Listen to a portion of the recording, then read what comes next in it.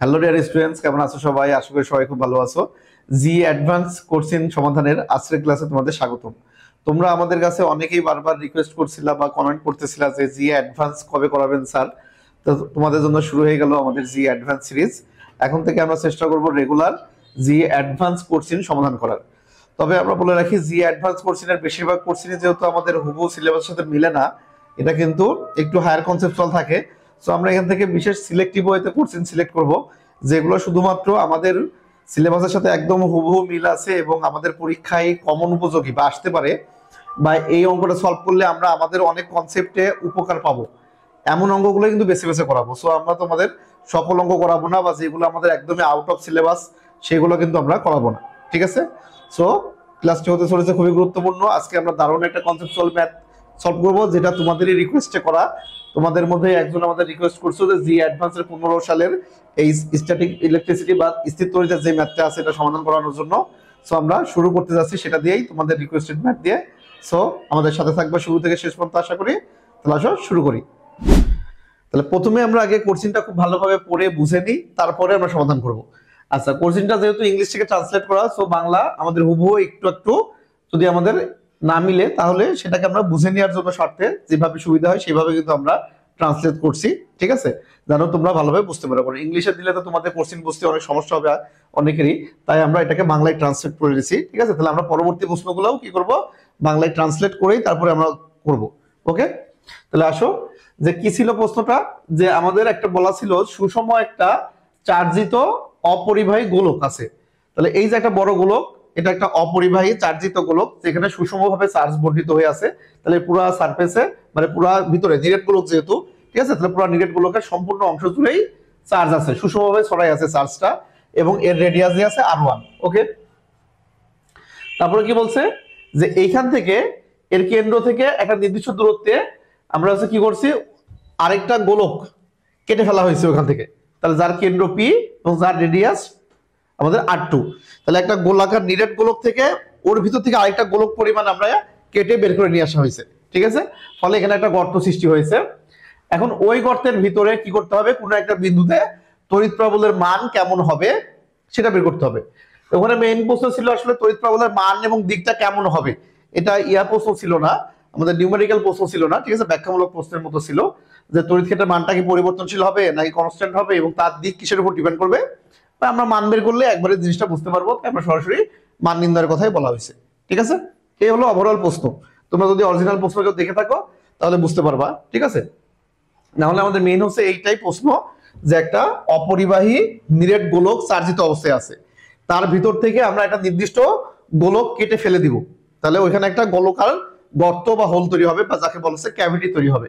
সেই ওই গোলকের ভিতরে যেখানে ফাঁকা স্থান হয়ে গেল, সেই ফাঁকা স্থানে কোনো একটা পয়েন্টে আমাদের তড়িৎ প্রবলের মানটা হিসাব করতে হবে। তাহলে আমরা ধরে নিলাম যে আমরা এইখানে এর ভিতরে যে কোনো পয়েন্ট, আমরা এইখানে যে কোনো একটা পয়েন্ট ধরে নিলাম, যে এই পয়েন্টে কি করতে চাই, তড়িৎ প্রবাহ নির্ণয় করতে চাই। যে পয়েন্টটা ওই যে আমাদের ছোট গোলক যেটা কাটা হয়েছে, গর্ত করা হয়েছে বা ক্যাভিটি, সেটা থেকে হয়তো আমাদের একটা নির্দিষ্ট ডিস্টেন্সে আছে, ধরে নিলাম যে এখান থেকে ডিস্টেন্স স্মল r1, ঠিক আছে? আর এই গোলকের জন্য তাহলে এই বড় গোলক থেকে, ঠিক আছে, তাহলে এই বড় গোলক থেকে যদি ডিস্টেন্স আমরা বলি, তাহলে এই বিন্দু থেকে এর ডিস্টেন্স, তাহলে এইটা হচ্ছে আমাদের R2 ধরে নিতে পারি আমরা, ঠিক আছে? তাহলে এটা আমরা ধরলাম R2। তাহলে এই R2 যদি হয়, তাহলে এইটার মাঝখানে আমরা কি বলতেছে, জাস্ট আমরা কি করছি, এই যে এটা। ওকে, তাহলে এখন আমরা কি করতে চাই, এই দূরত্ব ধরে নিলাম আমরা R2। ওকে, তাহলে স্মল R2, এই বিন্দুটাতে আমরা এই যে এই বিন্দুতে প্রাবল্য বের করব, করে দেখবো তার মানটা কেমন হয়, এবং ওইটা অন্য কোনো বিন্দুতে দিলে কেমন হবে সেটাও আমরা দেখবো, সমস্যা নেই। তাহলে আমরা আসো, যে গোলকের ভিতরে প্রাবল্যকে আমরা কিভাবে নির্ণয় করতে পারি, যেটা নিরেট গোলক, তাহলে নিরেট গোলকের জন্য ভিতরে প্রাবল্য, তাহলে প্রাবল্যের সূত্র আমরা কি জানি নরমালি, যে E ইজিক্যাল টু 1/4πε0 Q/r², ঠিক আছে? যদি ব্যাসার্ধ যদি r হয়, তাহলে 1/4πε0 Q/r²। এখন একটা নিরেট গোলকে চার্জটা যখন সর্বত্র ছড়াই আছে, ওইখান থেকে আমরা আরেকটা নিরেট গোলক কেটে ফেলছি, দেখো এটা চার্জের মান কিন্তু বলা নাই, তাহলে আমরা ধরে নিলাম এই পুরো গোলকটাই পুরো যে বড় গোলক আমাদের কাছে যে সম্পূর্ণ বড় গোলকটা আছে তার পুরো গোলকের মধ্যে মোট কিউ পরিমাণ চার্জ আমরা ধরে নিলাম আছে। তাহলে এখন এই ছোট গোলকে কতটুকু চার্জ থাকবে সেটা আমরা কিভাবে পাবো? এই কারণে প্রথমে আমরা এই গোলকের প্রতি একক আয়তনে কি পরিমাণ চার্জ আছে সেই চার্জ ঘনত্বটা বের করব। ওকে, তাহলে যদি আমরা চার্জ ঘনত্ব বের করতে চাই তাহলে চার্জ ঘনত্বকে আমরা কি দিয়ে প্রকাশ করতে পারি? মনে করো চার্জ ঘনত্ব, ঠিক আছে? তাহলে চার্জ ঘনত্ব আমরা হচ্ছে এখানে রো দিয়ে প্রকাশ করতে পারি চার্জ ঘনত্বকে, যেহেতু একক আয়তনে, একক ক্ষেত্রফল হলে সিগমা লেখা হয় আর একক আয়তনে রো দিয়ে প্রকাশ করতে পারি। তাহলে কত হবে? মোট চার্জ কিউ ডিভাইডেড বাই গোলকের আয়তন। তাহলে বড় গোলকের যে আয়তন যেটা আছে আমরা নরমালি আগে ইয়াতে আসি 4/3 পাই আর কিউব, তাই তো এইটা। ফলে এখান থেকে যদি আমরা কিউ এর মান কত আসে দেখো, রো ইন্টু 4/3 পাই আর কিউব, সেই মানটা যদি আমরা এখানে ইনপুট দিই তাহলে প্রাবল্যর সাথে আমাদের এই চার্জ ঘনত্ব নিয়ে যদি আমরা কম্পেয়ার করি, মানে কম্বাইন করি, তাহলে সূত্রটা কেমন আসে সেটা তোমাদের দেখাতে চাচ্ছি। তাহলে আর কিউব আর আর স্কয়ার কাটাকাটি করলে 8 থাকে, আমাদের 4 কেটে যায়, কিউ কিউ, তাহলে আর আমাদের থাকছে কত? তাহলে এখানে দেখো বসাই দিলে আমরা পাবো রো বাই 3 এপসিলন নট, না হ্যাঁ, রো বাই 3 এপসিলন নট থাকবে আর সাথে একটা আর ভেক্টর আসবে। এখন যদি আমরা প্রাবল্য এটাকে যদি আমরা ভেক্টর সহ একবারে ভেক্টর আকারে প্রকাশ করি আমাদের জন্য অঙ্ক যেটা সুবিধা হবে, তাই আমরা একবারে এটাকে এভাবে লিখতে পারি। ঠিক আছে, যে কোনো একটা গোলকের কেন্দ্র থেকে 8 দূরত্বে কোনো একটা বিন্দুতে তার যদি আমাদের চার্জ ঘনত্বের মান যদি রো হয় তাহলে তখন তার তড়িৎ প্রাবল্যের সূত্রকে আমরা একবারে rho by 3 epsilon not into আর সরাসরি কেন্দ্র থেকে ওই পয়েন্ট পর্যন্ত যে ব্যাসার্ধ ভেক্টর বা দূরত্ব সরণ ভেক্টর সেটা দিলে একবারে প্রাবল্যের মান পেয়ে যাব। তাহলে আমাদের এইখানে যদি এই সূত্র আমরা প্রয়োগ করি, যেহেতু চার্জ ঘনত্বের মান আমাদের চার্জের মান দেওয়া নাই, এই ঘনত্বের চার্জের মান, এই ছোট গোলকে বড় গোলকে চার্জের মান কত হবে, সো একক আয়তনের চার্জ নিয়ে আমাদের কাজ করা লাগবে। এই জন্য আমরা এই সূত্রটাকে রো এর মাধ্যমে করব। আর এটা যদি আমাদের বইয়ে ডিরেক্ট দেওয়া নাই তাই আমরা এটা একটু আগে দেখাই দিলাম তোমাদের, বেসিকটা যেন বুঝতে অসুবিধা না হয়, যে চার্জ ঘনত্ব দিয়ে আমরা তড়িৎ ক্ষেত্রকে এইভাবে সহজে প্রকাশ করতে পারি। এখন আসে এই অঙ্কের জন্য। তাহলে এই অঙ্কটা আমরা সমাধান করতে পারি কি করে দেখো, যে আমাদের কি বলা আছে যে প্রথমে এই বড় গোলক, সম্পূর্ণ বড় গোলকের কথা যদি আমরা ভাবি, তাহলে বড় গোলক থেকে কি করা হয়েছে, একটা গোলককে কেটে ফেলে দেওয়া হয়েছে। দেওয়ার পরে ওই ফাঁকা স্থানে কোনো পয়েন্টের প্রাবল্য আমার দরকার। তাহলে আমরা বলতে পারি যেমন করে আমরা যখন কাটি নাই, কাটা হয় নাই, সম্পূর্ণ গোলকটা ঠিক আছে, ওই মুহূর্তে যদি আমরা এই বিন্দুটার কথা বলি, যে এই বিন্দুটার নাম দিলাম মনে করো আমরা এ বিন্দু, ঠিক আছে? তাহলে ওই অবস্থায় যদি আমরা এ বিন্দুর কথা বলি তাহলে কি হবে, যে এই পয়েন্টের নাম দিলাম আমরা এ বিন্দু। তাহলে যখন গোলক থেকে আমরা কি করি নাই, গর্ত করি নাই, এই গোলকটাকে বের করা হয় নাই সেই অবস্থায়, তাহলে সেই অবস্থায় আমাদের কি আছে একটা, তাহলে সম্পূর্ণ গোলক, এটা হচ্ছে সম্পূর্ণ গোলক চার্জিত থাকা অবস্থায়, মানে গর্ত না করা অবস্থায় যে প্রাবল্য, এটার মানটা কি হবে? আমরা বলতে পারি এখান থেকে কি করছে, আমরা যখন একটা গর্ত করে ফেললাম, গর্ত এখানে কি করছে, এখানে একটা গর্ত করা হয়েছে, তাহলে গর্ত করার পরে ওটাকে বাইরে বের করে নেওয়া হয়েছে, তাহলে বাইরে বের করে নিলে ওই গর্তের জন্য যে প্রাবল্য, তাহলে গর্ত আমাদের মোট প্রাবল্য কত হবে, যে গর্ত করা অবস্থায় যে প্রাবল্যটা পাচ্ছি সেইটা, আর ওই পয়েন্টে আমাদের কি আছে, যে এই শুধু গর্তের জন্য যে পরিমাণ প্রাবল্য সৃষ্টি হচ্ছিল তাহলে ওইটুকু বাদ যাবে। সমস্ত গোলকের জন্য একটা প্রাবল্য ছিল, সমস্ত গোলকের জন্য আমরা বিন্দুটা ছিল এই বিন্দুটা এখানে, এটা তো আমাদের হচ্ছে ও বিন্দু, এইটা হচ্ছে ওই গোলকের কেন্দ্র পি, তাহলে এইখানে, তাহলে আমরা এই বিন্দুতে বের করতেছিলাম। তাহলে সমস্ত গোলক থাকা অবস্থায় এই বিন্দুতে যে প্রাবল্যটা ছিল সেটা কি অবস্থায় ছিল, এখন আমাদের এখান থেকে এই পরিমাণ গোলক বের করে ফেলছি, তাহলে এই পয়েন্টে আমাদের এই বড় গোলকের জন্য একটা প্রাবল্য সৃষ্টি হবেই, আর এই ছোট গোলকটা আলাদাভাবে এখানে একটা প্রাবল্য সৃষ্টি করতো, তাহলে এই দুটাকে মার্জ করলে তো আমরা এই সম্পূর্ণ গোলকের প্রাবল্যটা পাবো।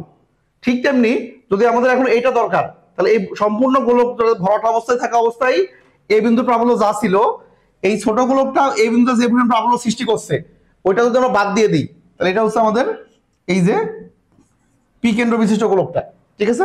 তবে আমরা কি পাবো, ওই বিন্দুর প্রাবল্যটা কিন্তু পেয়ে যাবো।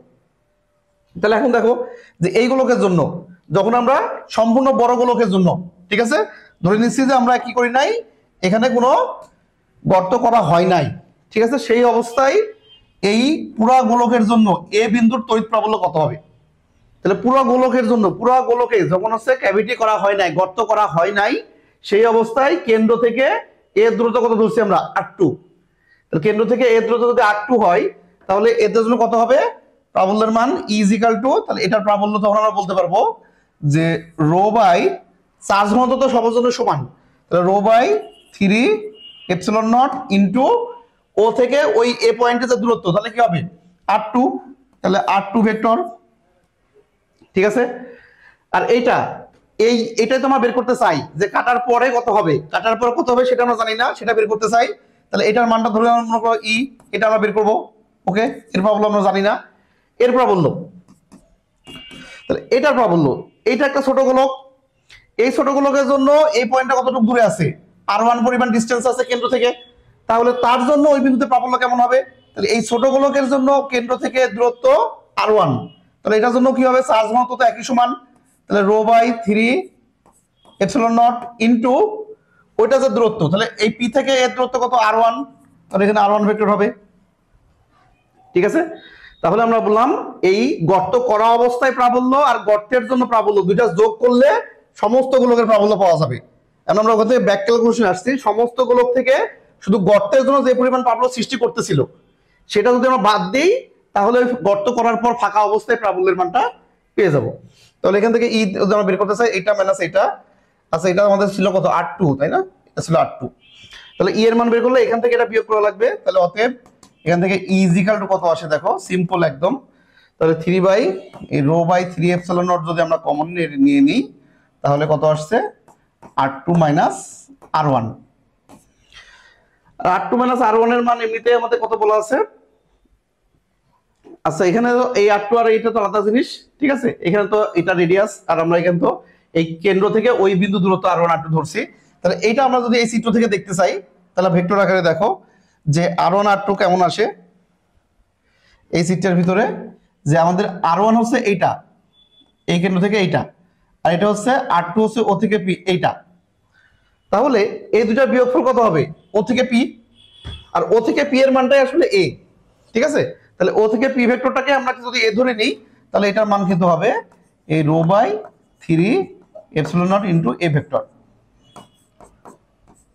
আমরা যদি ভেক্টর আকারে দেখি তাহলে রো বাই 3ε0 ইনটু a, আর মান যদি শুধু এর মান লাগে তাহলে শুধু এর মানটা বসাই দিলেই মান পেয়ে যাবো, তাহলে আমরা এই থেকে মানও কিন্তু নির্ণয় করে ফেলতে পারবো দুইটা একসাথে।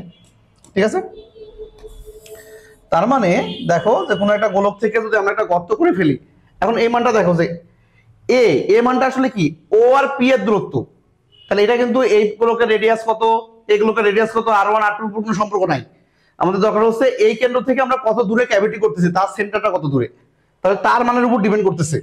তাহলে আমরা একটা গোলকের ভিতরে কত দূরে করতেছি, ওপি তো কনস্ট্যান্ট, তাহলে ওপি কনস্ট্যান্ট, তার মানে এই ক্যাভিটির ভিতরে আমরা এইখানে বিন্দু নেই, এইখানে বিন্দু নেই, এইখানে বিন্দু নেই, আর যেখানেই বিন্দু নেই কেন সব জায়গায় কি হবে, ই এর মান সেম হবে।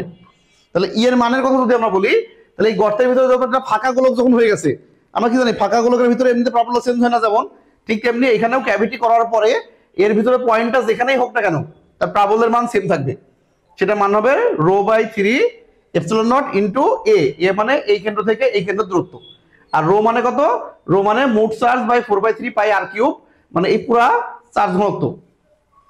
ঠিক আছে, পুরো গোলক, কিন্তু আমরা পুরো গোলকের চার্জ ঘনত্ব, তাহলে এটা আমরা পুরো বড়টার জন্য করতে পারবো। ঠিক আছে, চার্জ ঘনত্ব বের করে নিয়ে একক আয়তনের চার্জ সেটা দিয়ে।